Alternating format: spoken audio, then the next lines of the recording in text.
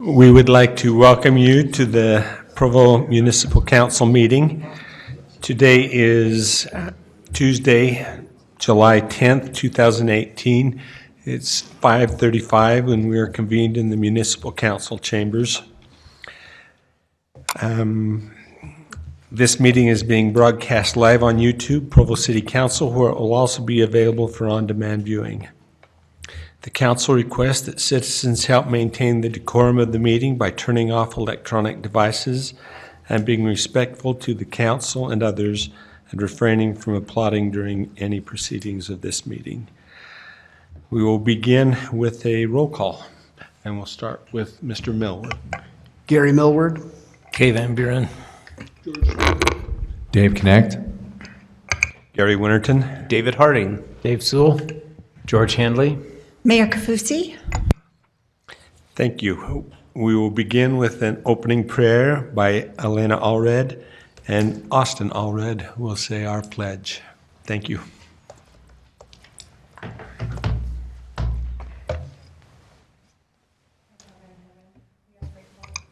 For this great country, and we are grateful for the opportunity that we have to meet together this day.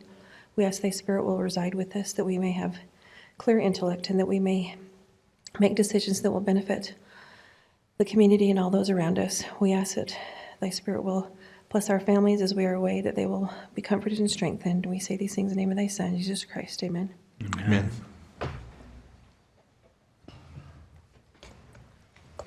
May the audience please rise and join me in the Pledge of Allegiance. I pledge allegiance to the flag of the United States of America and to the republic for which it stands, one nation, under God, indivisible, with liberty and justice for all. You may be seated.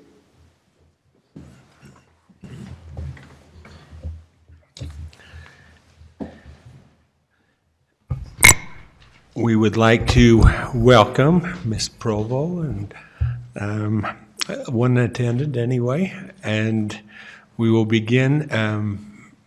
We'll turn the time over to you. Thank you. To introduce yourself.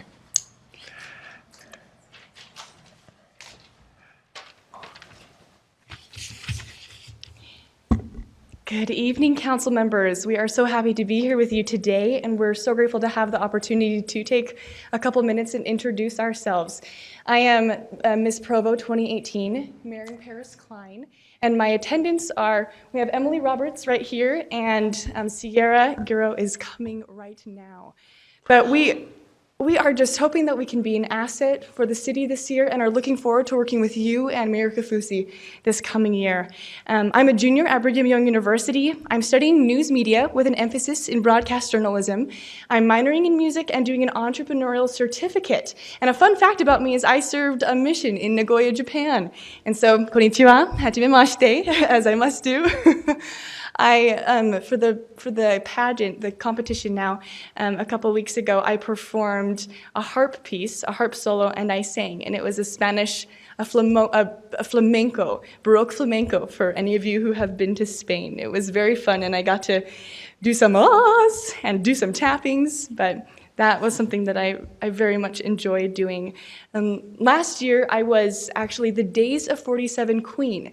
And I had the amazing opportunity to travel all across Utah and to share a message of our heritage and of pioneers. And there were two things that I learned that were very specific to my time there. I learned that people are important. People is what it's about. And I learned that one person can make a huge difference and can influence people for good. And last year, I went to over 85 events where I had the opportunity to speak, and I had the opportunity to meet people and to see people in their subcommittees, in their groups, and I could see the difference that they made there. And I've learned this throughout my life from my parents that people can make a difference. But I also have family heritage that has left a legacy of that for me. My grandpa, Victor B. Klein, influenced many individuals through his fight against violent media and pornography. His research still stands today and is still continually used and continues to influence and benefit communities all over the world. And my other grandpa, his name was D. Michael Stewart. He was the president of the National Association of Counties and was a former Salt Lake County Commissioner who created the first volunteer program involving retired persons. And his program gained over 12,000 volunteers during its existence. I'm grateful for the motivation my personal heritage has given me, and really that's why I'm here in front of you today. I've interned at the Deseret News as a videographer and editor, anchored, produced, and reported for BYU 11 News at KBYU 11, and I'm currently the social media manager for a music group, 3 Reds, that I am a part of. And the reason I share this is because these things that I've been involved with are very specific to what my platform is now. These things I've experienced contributed to identifying a need that inspired the platform that I, as Miss Provo 2018, get to implement into this community in hopes of making it better. My platform is entitled Navigating the Digital Highway, and it's teaching youth and parents about the dangers of social media and educating on how they can stay safe. Essentially, it's kind of a driver's ed for smartphones. My plan to implement it is threefold. Number 1, to utilize media for awareness. Number 2, speaking at schools and events to educate. Number 3, collaborating with advocates and activists in the community. I would love your assistance in the implementation of this platform this year, and I will see you at future meetings as this plan continues to develop. So it's not the last of me, I'll be back. Lastly, I'm just so grateful to have this opportunity to serve in the role of Miss Provo 2018. And I would like you, as the city council members, to see us as Provo royalty as your ambassadors. I want you to know that you can count on us. Our desire is to promote your vision and be the doers in creating unity. We are here to support and serve you in Provo City. And I have a business card that I would love to pass out so that you have my business information, and if something comes up, then you can contact us so that the royalty can be of service to you in what we can. So please let us know how we can help. And now I'd like to turn the time over to my attendant, this is Em, to introduce a little bit about herself. Hi, my name is Em Roberts. I'm the second attendant. Our first attendant is Sierra Giroux, but she's not able to make it today since we had a mix-up with dates. So a little bit about Sierra. She's a wonderful girl. She goes to UVU. She's a biology major.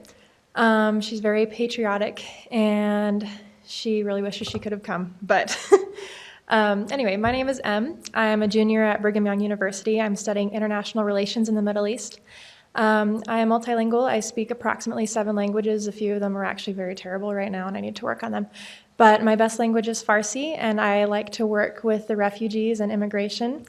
I think that we have a lot to offer here in Provo, and I did pageants because I thought it was a great way to get involved in some sort of like official government office position at my age. And this is my second pageant. My first pageant I did for that reason, and then as I went throughout the year, I realized that I fell in love with the service that we do. It's very rewarding, and so I decided to do Miss Provo, and it's been even more rewarding. I've been so blessed to serve with Marin and Sierra and everyone else who's been helping us, our director Robin and Mayor Kafusi. So anyway, this has been, like I said, the most rewarding experience that I could ever hope for. We are here to serve, and anything that we can do, if you guys think of anything that we should help with, any events we should organize, any appearances we should make, we're really here to serve the community. So thank you. Do you have any questions for us, or? Mr. Sewell. Not really a question. I just wanted to say thank you for your service. I attended the pageant and really enjoyed watching the performances, and you're in good company. We've had some great title holders the last few years that have really done a lot of service, and looking forward to working with you. And again, appreciate your willingness to serve our city. Thank you. Is there anything that we can do now for you? Oh, you had a question for us. Your personalities shine through. Thank you. You're beautiful, and we're just excited to have you representing us. Thank you so much for doing this. Thank you so much. Thank you. How many parades do you attend representing Provo? We just had our big 4th of July. How many parades do you attend during the summer?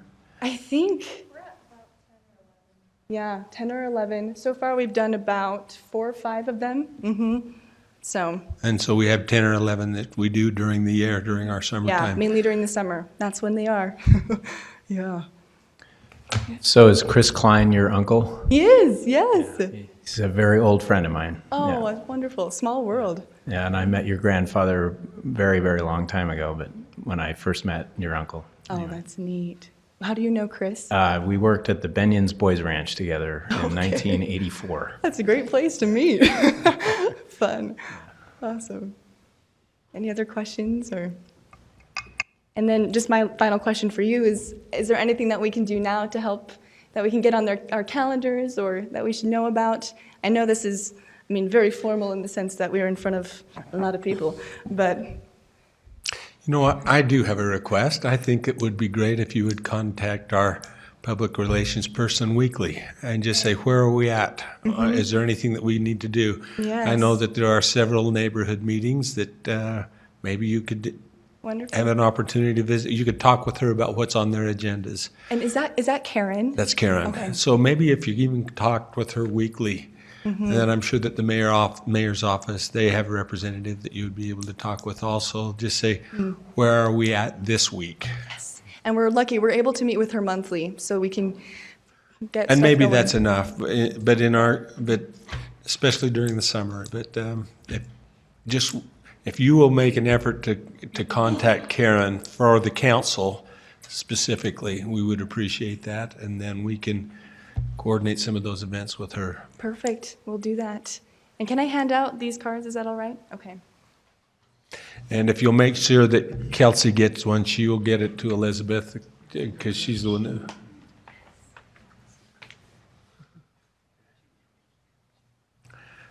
Thanks.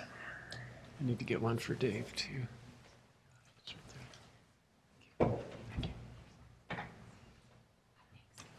Yes, Mayor, thank you very much. We'll now turn the time over to Mayor Kafusi for recognitions of individuals and for the service at the ice rink. Super, super heavy. So.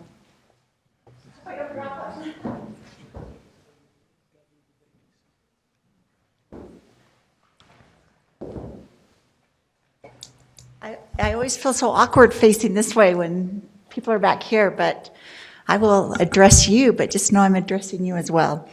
So we're at an exciting time in our city right now.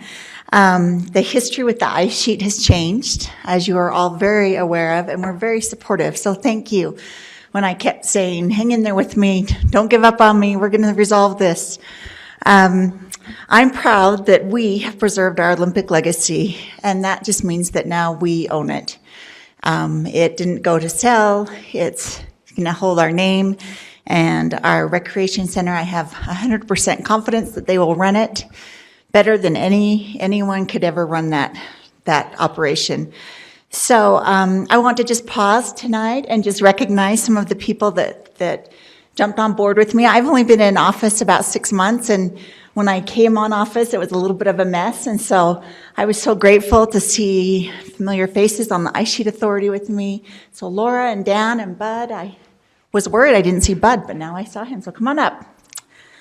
I'm just so honored that each of them played such a critical role on this process of taking over it's sad kind of, because now we don't get it together. We'll have to come up with another committee to put us all on so we can work together. But to each of you, thanks so much for making a difference and making it happen. So we've got these beautiful, and this is, I take no credit for this, Scott Henderson is the professional gift giver. But these beautiful, with the Olympic hockey puck on it, and it just says, this one's Laura's, sorry, I'm getting it dirty. In appreciation for keeping the Olympic spirit alive at the Peaks Arena by serving as a board member of the Ice Sheet Authority. and then it has the Olympic hockey puck attached.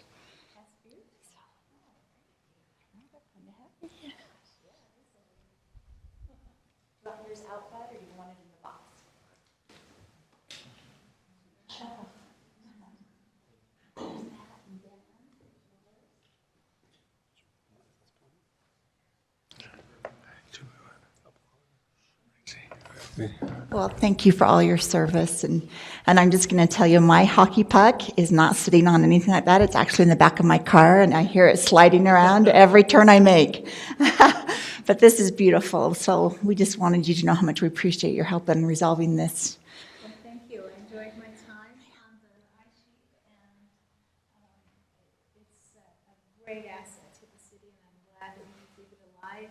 Yeah. And Provo City is going to do an excellent job. Well,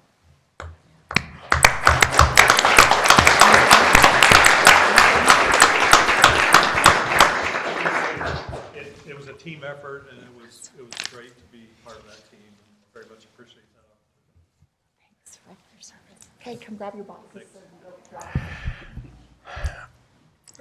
Mayor, if it's all right, I'd also like to recognize our Parks and Rec Department. They have been running this for many, many years, and they have kept it viable for us to be able to be in a position where we are today. And we also look forward to continued improvement. Pressure's on, guys, but thank you for all that you did to get us to where we are also today.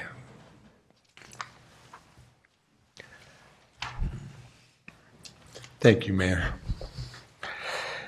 We will now enter the public comment period of our council meeting. As indicated on the screen, a required public hearing will be held for certain agenda items prior to council action.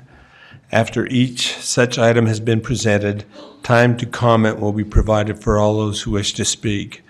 For those that do not require a public hearing, public comment will still be taken following the presentation of the item, but will be limited to 10 minutes. At this time, 15 minutes has been set aside for open public comment period, which is intended to allow a comment on matters that do not appear on the agenda. Persons who speak during this time to an item that is on the agenda will not normally be afforded a second opportunity to speak during the comment period specific to that item. During any public comment period, each speaker will generally be limited to 2 minutes. Additional time may be given to individuals specifically invited to speak, such as applicants, neighborhood chairs, or others that may be representing additional persons. Please begin your comments by stating your name and city of residence. Due to noticing requirements, no formal action will be taken during this meeting on matters that do not appear on the agenda. As you noticed, there are 2 items that have been continued right now. That's item number 6 and item number 8. Those are continued, and so there will not be public comment period during those 2. So if you're here to address those 2 items, please come forward now. With that, we will open this time for public comment.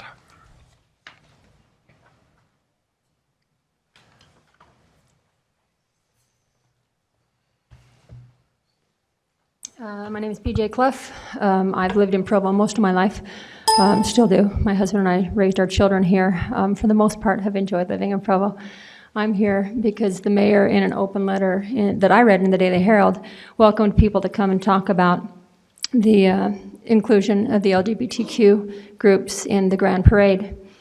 I have watched this with interest. I have heard a lot of people talk about they and them, and that bothers me. I see Provo continuing to fund this through resources and money and use of our city streets. And when people say, well, we don't know if we want them, and I'm not talking about you people, but we've all heard people, I always want to say, who are they? Are they people of color? Are they ethnicities? Are they people of other religions?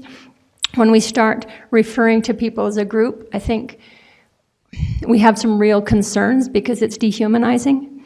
I'd like to think that if I were alive back in the Selma to Montgomery marches, I would have been involved.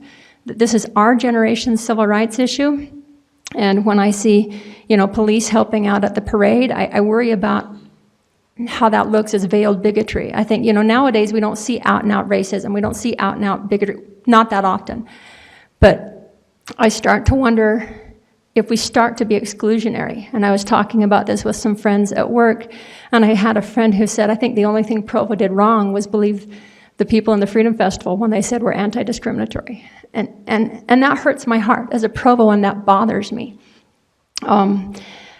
I stood at this very spot and addressed something years ago when the different city council was talking about beer sales in Provo, and I heard a lot of people say, we don't want those kind of people here. And my people were chased out of Missouri and Illinois because they were different. They didn't want them there. And I thought, is this the kind of place I live? I'm starting to wonder again, is that where I live? Because I don't want to live in a place that's exclusionary like that. Thank you.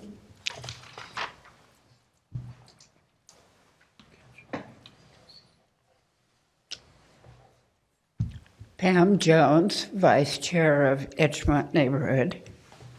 If the council won't say anything, somebody needs to, but I read on Facebook today that Wallet Hub, I don't know exactly what influence it has declared Provo to be the second best managed city in the country. I know Mayor Curtis liked to throw out numbers.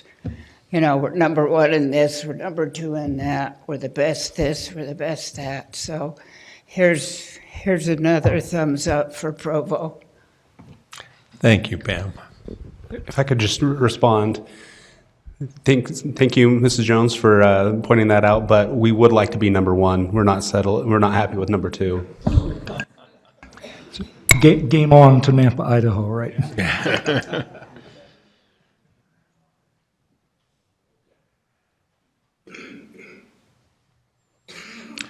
Okay, seeing no one else coming up here for public comment, we will move on to item number 3, an ordinance amending Provo City Code to adopt provisions of the Utah Government Records Access and Management Act by reference, complying with the appeals board commissions required by the act. Mr. Millward, is he? Right there over he here. is. Thank you, Right Mr. there. Chairman. Of course, you're right there I today. can I move look up for there. Brian. And Either works for me. I'm happy to move up Thank you. there. We're glad That's you're better. here. We have here an ordinance that was crafted to address some changes in state statute with respect to the Utah Governmental Records Access and Management Act, colloquially known as GRAMA. The GRAMA Act permits municipalities to adopt their own versions of GRAMA, which the city did in 1992 and has maintained since that time. And the changes recently made to the act, there had been a provision that permits the creation of an appeals board that can review decisions made by the chief administrative officer or the mayor. And the recent changes by the state legislature amend GRAMA so that the composition of that board needs to be specified. So this ordinance is designed to address those changes and bring the city code into conformance with state statute. Thank you. Is there any discussion? Let's see, this item is open for public comment. Is there any public comment for this? Seeing none, we'll bring it back to the council for discussion. Are there any questions of Mr. Merriwood? Just a quick thought and for the public, and it's my understanding that previously our ordinance had a lot of different provisions. Excuse me. But this effort, basically we refer to the state statute a lot and just rely on that, and so it's much more streamlined and many fewer pages and much more streamlined that way. So, and I appreciate that effort. Thank you. Any other comments? We have an implied motion with this, And so if there's no changes, we'll ask for a vote. Those in favor? Thank you. That passes unanimously. Move on to item number 4, an ordinance amending the Provo City Code to allow an ad hoc deputy recorder to perform city recorder duties as needed. Gary? Thank you, Mr. Chairman. Mr. Van Buren points out, did we call for public comment on that last one? We did. Okay, thank you very much. Item number 4, thank you, is also an ordinance provision.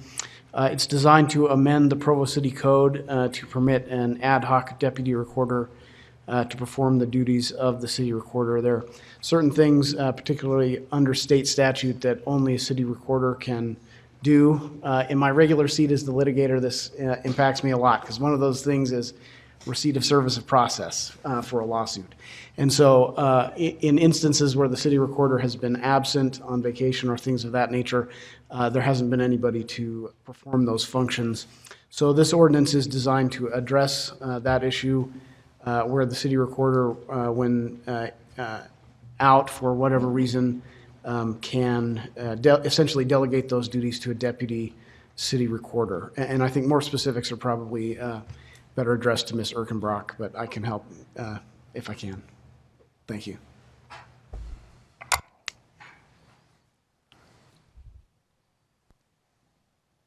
Thank you, Gary and Council. I think you pretty much covered it. Specifically, the way the code was written before, it allowed for the ad hoc deputy recorder to only perform 2 functions. This will just expand it throughout the entire section of the code. It'll allow that person to be appointed to cover any one of my responsibilities. Do you have any questions? Comment. I understand a lot of this has to do with some of the grandma requests that we are receiving more and more, and it makes it more and more difficult to fulfill those requests. And so this can also help with that. This will also help with that, but more specifically, the item before will especially help with that. Good. Anything else? Thank you. Thank you, Amanda. This item is open for public comment. Is there anyone here that would like to comment to this item today? Okay, seeing no comment, bring it back to the council for any further discussion. We have an implied motion then, and we'll call for a vote. Those in favor? That passes unanimously. We'll move on to item number 5, a resolution appropriating $116,643 in the general fund, police department to increase police compensation applying to the fiscal year ending June 30th, 2019. Dustin Graybaugh will present that to us. Thank you, City Councilors. This resolution is actually a no net change for the general fund. It is a $116,000 increase to the police department fund coming from 2 areas. One, the general services department, almost $49,000 of that is coming from the vehicle funding that would have been for officers that is being reprogrammed to compensation. The other portion of it, almost $68,000, is being reprogrammed from a vacant economic development position into the police department to make sure that we address a variety of compensation issues in the police department, including entry-level pay, pay throughout their career series to provide sufficient advancement, and compensation for the management level at the police department. I'd be happy to answer any questions for the public on this, and like I said, it's no net change because of the reductions in those areas, and I believe Chief Ferguson is also available to answer questions. Thank you, Dustin. We've discussed this in council work meetings for a couple of weeks, I think, and we will now open this up to public comment.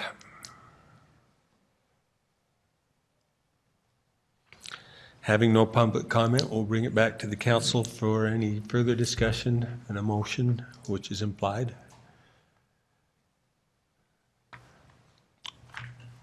Mr. Sewell. Just for the benefit of any public who may be watching, just wanted to make sure it was clear that part of the result of this is that we will not be hiring the additional 5 officers that we had originally contemplated at the time the budget was passed. Conditions have changed, recruiting's got more difficult, and Chief Ferguson has advised that the need is more pressing to increase compensation for our current officers so we can retain them. So that's the direction we're going. Thank you. Mr. Henley. I would just also add, I think given previous conversations and our conversation today, that we're not done thinking about trying to find ways to hire some more officers. George beat me to saying the same thing. Okay, thank you. Mr. Harding. And while we're at it, let me just say that as we discussed the needs of the police department earlier when we were looking at increasing the number of officers, one of the things that really struck me was Chief Ferguson's description of our traffic enforcement and how our current officers, the staffing level we have, they basically just respond to incidents. And we don't have a robust patrol of the streets and enforcement of speed and things like that. And we have seen an increase in the number of incidents, traffic incidents that we have. And so I hear from constituents who are concerned about speeding in neighborhoods and are concerned about traffic violations. And right now, I do feel like we're falling short because of the resources that we're providing our police department. We're falling short on that enforcement, and that's the reason why we have the number of traffic incidents and some of the problems that we have. And so while I'm going to support this, and I think this is the more pressing need, we still have a dire need for more officers. And I think our officers are stretched too thin. We're asking them to do too much with too little. And I am glad that we are still looking for ways we can improve that. One other thing that I'm concerned about is it's not only compensation for our officers, but it's work environment. And we're struggling with that at this point also. And that work environment leads to satisfaction in the workplace. So we look forward to having we are in the midst of discussing that and going to be making some important decisions around that issue in the next couple of weeks also. Any other comments? Okay, we will have an implied motion on the table. If there's no changes to that, we'll call for a vote. Those in favor? That passes unanimously. Item number 6 has been continued. So we'll move on to item number 7, a resolution to adopt the Timp Neighborhood Plan as a component of the Provo City General Plan. And Austin Corey will present this. Thank you. As I mentioned in the work meeting earlier today, this has been a fun process. It's a neighborhood plan that you've seen many of them come before you up to this point, but this one's been an enjoyable one and a little bit unique in how the committee was formulated. I did mention to Mr. Harding that I would promise to give a little bit of background on the makeup of the committee. The residents actually formed their own committee to start the process. As part of that, the neighborhood chair, Shannon Bingham, she's got some comments that are in the report of action from the Planning Commission. She led the charge. She made sure that the committee included members of not only residents, which is a much more typical makeup, but it also includes landlords of some of the large apartment buildings that they have there, business owners of the area. Some of the landlords are even out-of-state landlords. So they wanted to make sure that they had a good makeup in that way. And then I mentioned the BYU students that had been helping. One and possibly even two of them even resided in the area as students. So as far as the neighborhood plan, I'm assuming this will this still scroll through.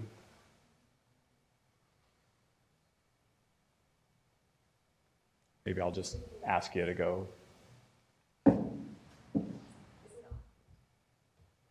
Yep, it's on.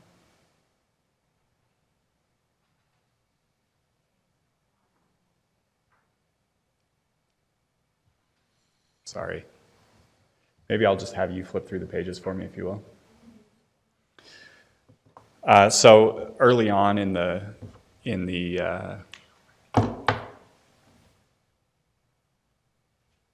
early parts of the plan, in work meeting, I showed you the goals primarily that the neighborhood wanted to have addressed as part of the plan. And so those were used as the driving factor. There we go. Thank you.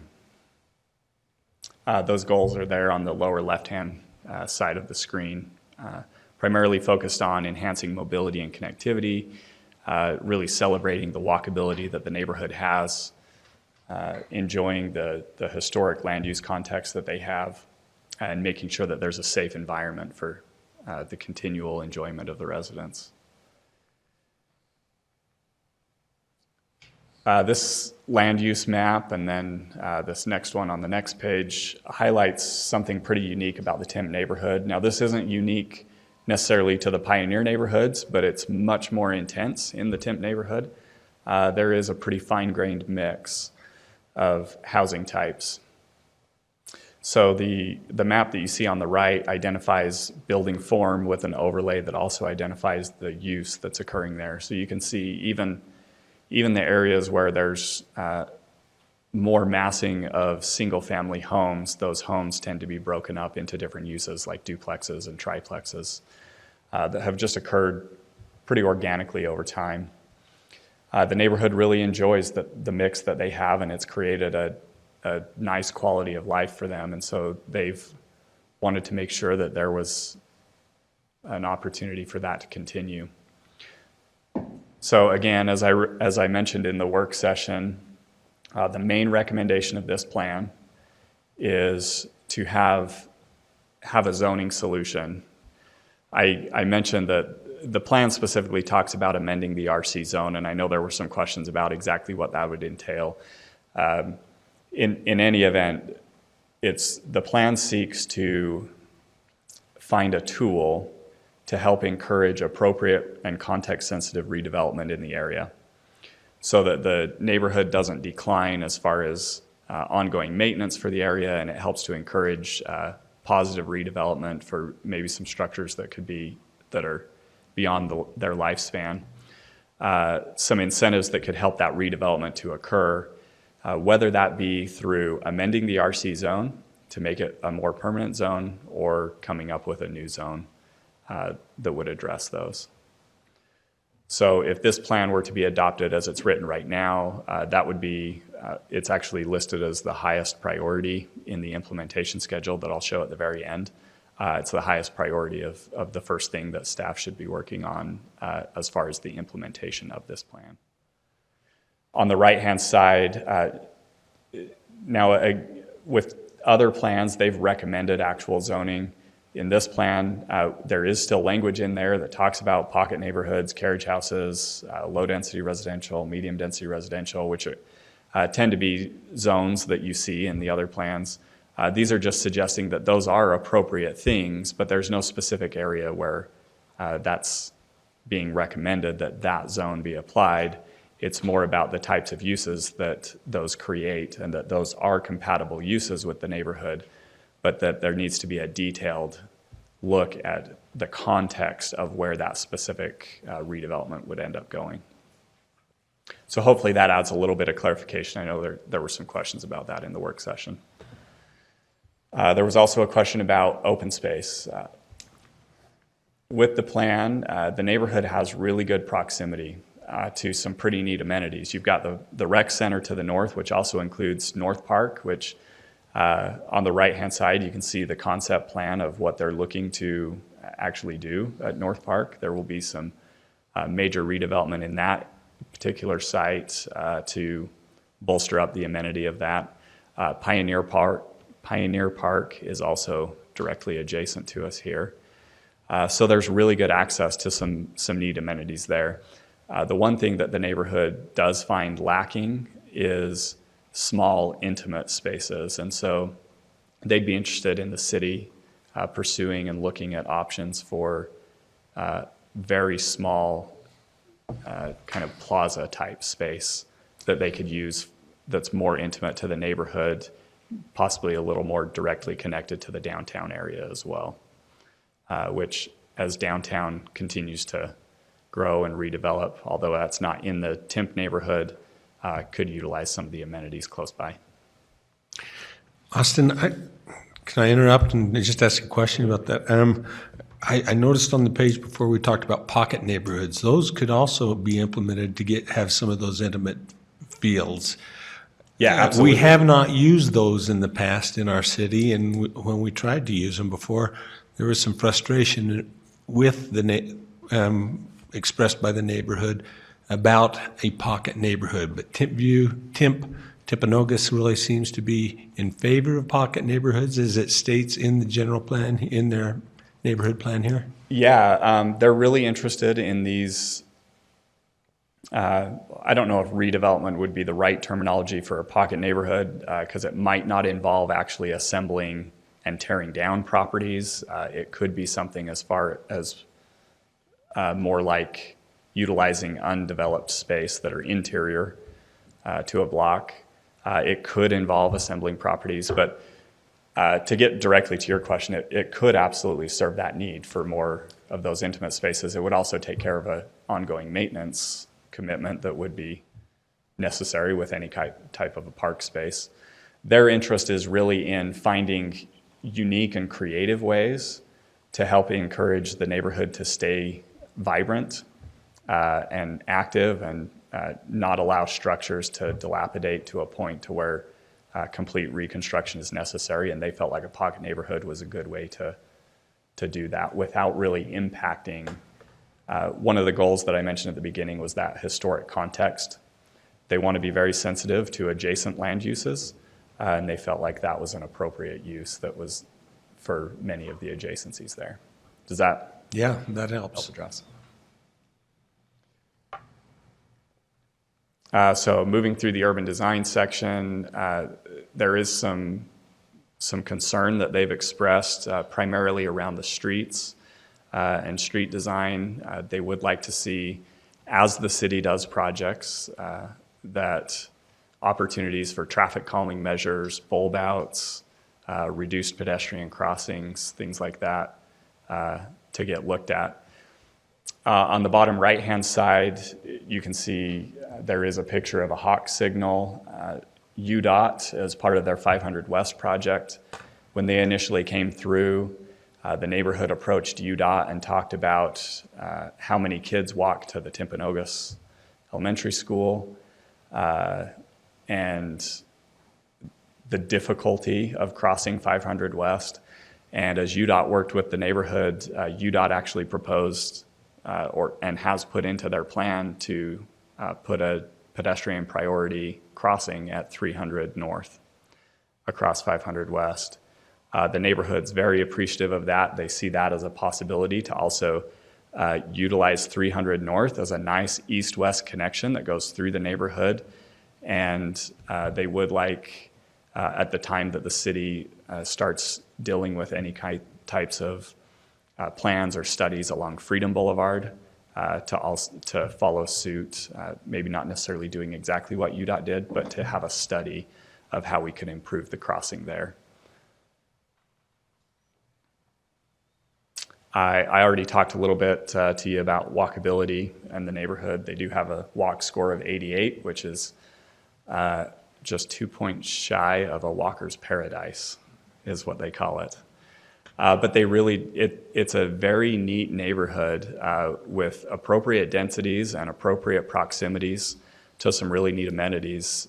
The neighborhood's or the neighborhood residents really enjoy that walkability as a key asset to why they stay in the Timp neighborhood.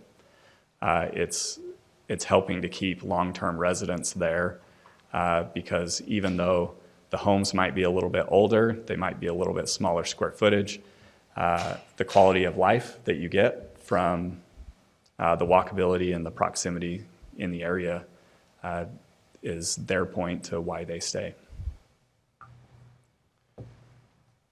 So the map on the right, the current bicycle master plan talks about 300 West as being a bicycle corridor. The bike master plan doesn't go into much more detail other than identifying it as a good connection and a good place for a bicycle connection. This plan supports that idea and suggests that 300 West could actually be something really neat to increase the amenities and utilize that public right-of-way as an amenity space rather than trying to acquire new property or anything like that. You can also see, this isn't a guarantee or anything, but right here, this little green square, like I mentioned, the looking for sites for possible parks. Considering the recommendation that they're making on 300 West, which I'll go into further detail later on, but it seemed like a really nice site. Right now it's a vacant property it's watered and mowed and everything like that by the landowner. He owns all the other homes that are along that block face. So they're not saying that has to be the site, but in their recommendation of open space, that's the kind of thing they were suggesting the city could look at for options for helping to create that intimate plaza. So I mentioned I'd describe a little further what's planned on 300 West. On the right-hand side, the very top is the existing 300 West right-of-way, which is a 44-foot, if I believe it's 44 feet of asphalt, lip of gutter to lip of gutter. They, together with staff, we came up with this as a concept idea, the rendering just below that of the concept idea without acquiring any new right-of-way to help increase that corridor and make it very clear that it's a priority corridor for bicycle and pedestrian. The one point to make, though, is that this is not a design recommendation, and the plan does not say that this is exactly what we want. What the neighborhood wants to make a point of is they want to be involved. They feel that 300 West can be a really neat connection. Not only does it pass through their neighborhood, it terminates quite well with the Provo Rec Center, runs through downtown and all the way to the Amtrak station. So for a north-south connection in the downtown area, it makes a pretty nice connection that way. So what the neighborhood wants is an opportunity to be involved, and as the city looks at ways that they can improve that, and as funding becomes available, they want to make sure that we're looking at innovative and creative ideas rather than simply standards. And then lastly, in the historic resources section, as I've mentioned, they really enjoy the historic context of the area. Those that are highlighted in blue are currently on the Provo Landmarks Register. Each of those are also on the National Register. There is one structure that is on the National Register that's not on the Landmarks Register. But of more importance, at least as far as this plan would be concerned, would be those yellow stars that you see. Those are places of interest, things that have been identified that could qualify for the landmarks. And so actually one of the property owners that's there wasn't even aware of this. When they reviewed the plan, they called, they asked some questions about it. They had no idea what the Landmarks Register even was, and they've shown some interest in being really excited and wanting to pursue getting nominated onto that register. So that's the kind of thing that the neighborhood wanted to highlight is, aside from the handful of structures that they have that are currently landmarks, there is a good context even if they've not been recognized that way. And they want to make sure that that's respected. with future development. Yes. Just a quick question on that. The lowest yellow star there. Yeah. That would be a site. Site. Yeah, that's the site of the old Cathedral. St. Francis Church. Yeah. Okay. All right. I was curious because that's a fairly new building now. The structure itself is an unfortunate story, but that's it as far as what I have. This last page, I guess I promised I would show you the implementation schedule, so there it is. Yes, Mr. Knecht. Thank you. So this has already been passed the Planning Commission, and they recommended it unanimously? Yeah, Planning Commission discussed it. They asked some questions of Shannon Bingham, the neighborhood chair. They asked her some questions for clarification, and then recommended approval as written. Okay. So I noticed the picture of the carriage house. I don't know, can we go back to that? And we're considering that as an option in the A overlay, maybe in the S overlay too, but we do want to consider that in Provo. And now they have an interest in their neighborhood, and they would probably like to see some way to accomplish that, whether it be modifying the RC zone or whatever it takes. So it's in here because they do have an interest, right? Yeah, they do have an interest. I guess the only other thing I would note is the RC zone actually includes accessory apartments as well. Great. So okay. Not like a carriage house would be, because the amendments you're talking about to the A and S overlay, that would address this. But right. I'm meaning just simply the allowance for accessory apartments is in the RC zone already. Okay. And I'm looking at the picture, and you can see that the apartment is over the garage, and then seemingly on the right-hand side of the picture, you see the actual home itself. And you can see how they're architecturally similar and compatible. What caught my attention here is that the carriage house is as tall as the home, which doesn't bother me, but I think our current ordinance that we're toying with limits it at 20 feet or some number so that it couldn't be as tall as the main structure. And so I'm just kind of brainstorming here that I'm not sure what the right number is and whether we want to limit it so that it can't look like this, because this technically may not fit with the words we're working with now, with a height limit. I also noticed earlier on one of the pages that one of the goals was to increase owner occupancy in the neighborhood.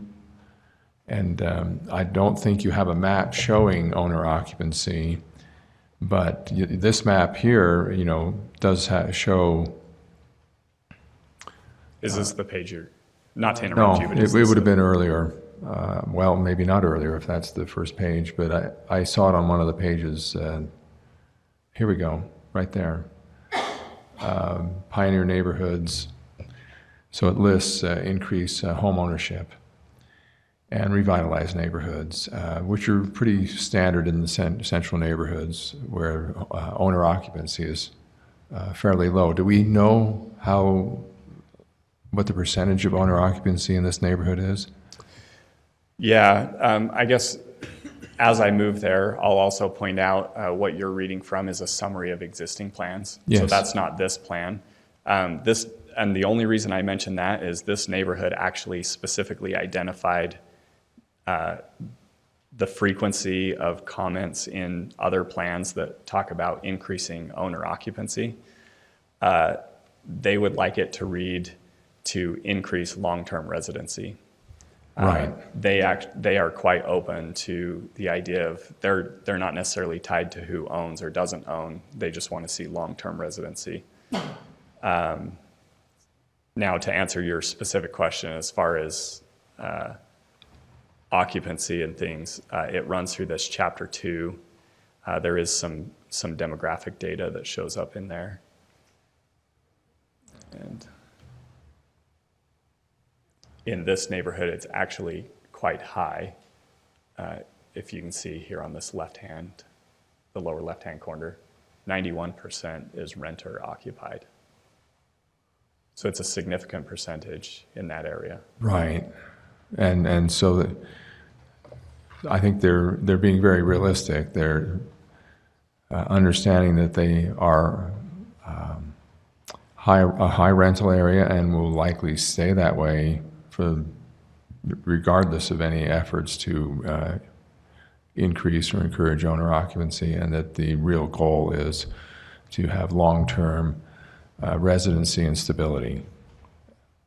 Yeah, that's a similar sentiment. Now, it's not specifically written that way in the plan, but they have shared that sentiment through the committee meetings.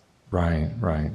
Okay, and last thing was the property owner that had the green space that might be a park, was that Ralph?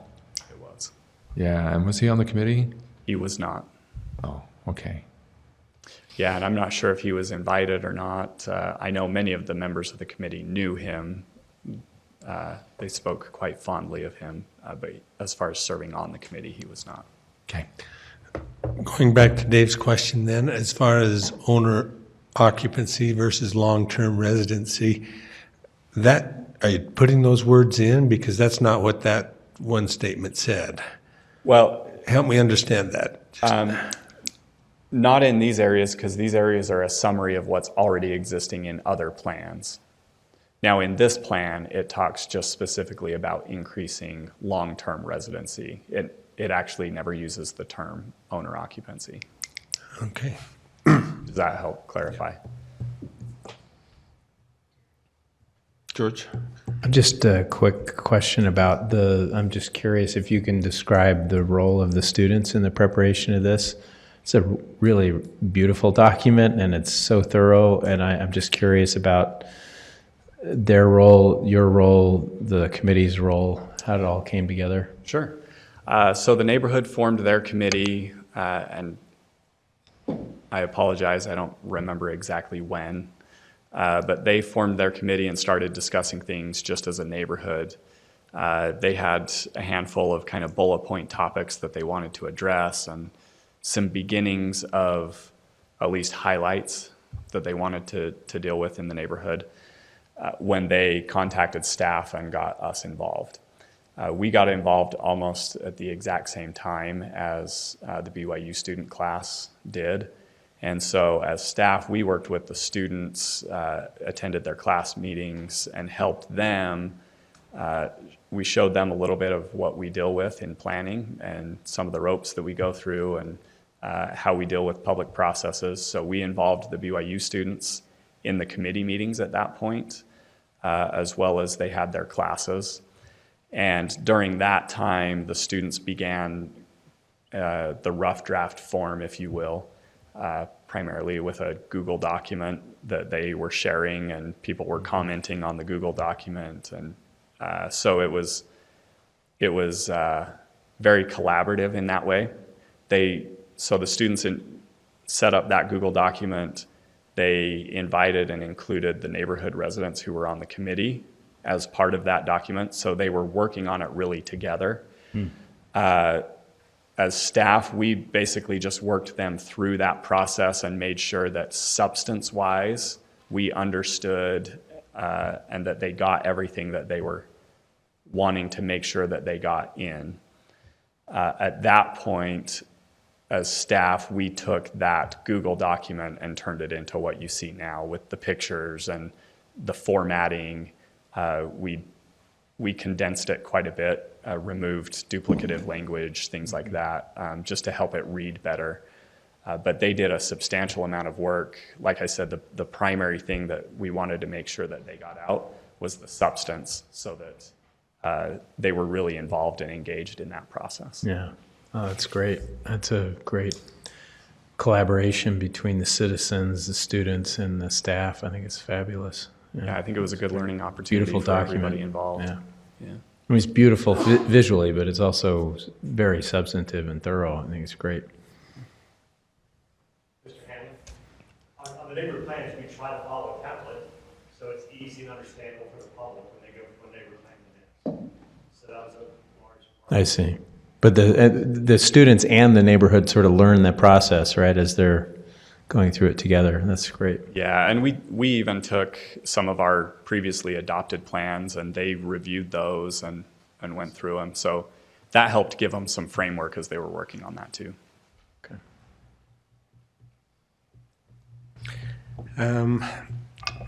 Is the neighborhood chair here today? Not seeing them here. Does not appear that she's Okay, here. then we will open this up for public comment. Seeing no public comment, we'll bring it back to the council for further discussion. And I guess the question is for the council, do any council members desire to consider this item again at the next council meeting, since this is the first meeting that we've discussed this at? Okay, we'll open that to comment. So I just wanted to mention that Shannon and her husband have been very, well, they're long-term residents of this neighborhood and are really as devoted and concerned about it as anybody could possibly be. So I'm not surprised that they took this on and that spent all that energy because they are passionate about their neighborhood. Mr. Sewell. I'm not sure how many of these neighborhood plans we've done now, but maybe half a dozen or so, or more than that? 5 or 6, yeah. I have the impression, just from what I've been hearing, that this is a great example of kind of almost a model of how a neighborhood plan could work. Although I suppose each neighborhood's going to be different. But anyway, I just wanted to thank staff for and the neighborhood leaders and residents who were involved, and the BYU students for putting this together. It was great result. If I can even just echo that, not that we haven't told them, but they have been a really nice committee to work with. It's been very collaborative and very beneficial to all of us, and the BYU students were very helpful during that process too. So. Chair. Mr. Harding. I'd also like to commend all that were involved with this. I think it's wonderful. As we're considering adopting it tonight, the one thing that I've had to think a little bit about, and I spoke with Mr. Corey earlier, is their request for the city to basically provide some gathering space. And that was earlier in the meeting. I asked, for kind of a review of the level of service for parks, and perhaps if you could report back to the whole council what you told me earlier. Sure. We don't need to pull up the plan. It's in essence what it is. Their level of service, and what you're referring to, I'm sure, is in the Parks Master Plan. It identifies various different levels of service and making sure that each resident has equal access or at least quality access to park space. The level of service for the entire neighborhood is quite astounding. The type of amenities, however, tend to be very large amenities because you have the rec center, North Park, you have Pioneer Park that are quite well programmed, and they're great things. The neighborhood was just hoping to get some sort of a small, intimate type space, which is not necessarily a level of service concern, but just a different type of amenity that they see being beneficial. And then as I mentioned a little bit earlier, with their proximity to downtown, as downtown develops, having some space like that could be important not only to the residents of the Timp neighborhood, but to future residents of the area as it grows. So that's primarily that. Some of our other conversation was about ongoing maintenance concerns. That could be an ongoing discussion, that the plan doesn't necessarily specifically state how that would happen. It could occur through an HOA type program I guess if the city really wanted to, they could take it on and maintain completely, or as possibly one of these redevelopment opportunities. If it's a pocket neighborhood, maybe that provides the space, and that's the agreement that a developer ends up making, is to maintain that space in perpetuity for the whole neighborhood. So I think there's tools and methods that we can do that. I think the importance of this plan is just identifying that they're looking for something small and intimate, not a big park, but they want to have a space to be able to do sort of little community gatherings and things.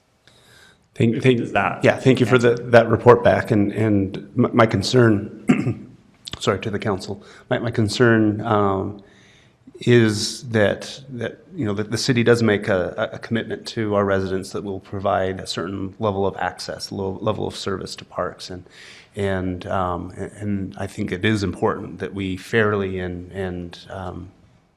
fairly distribute that across the city. So I was a little uncomfortable, perhaps, this neighborhood is asking for something that maybe other areas,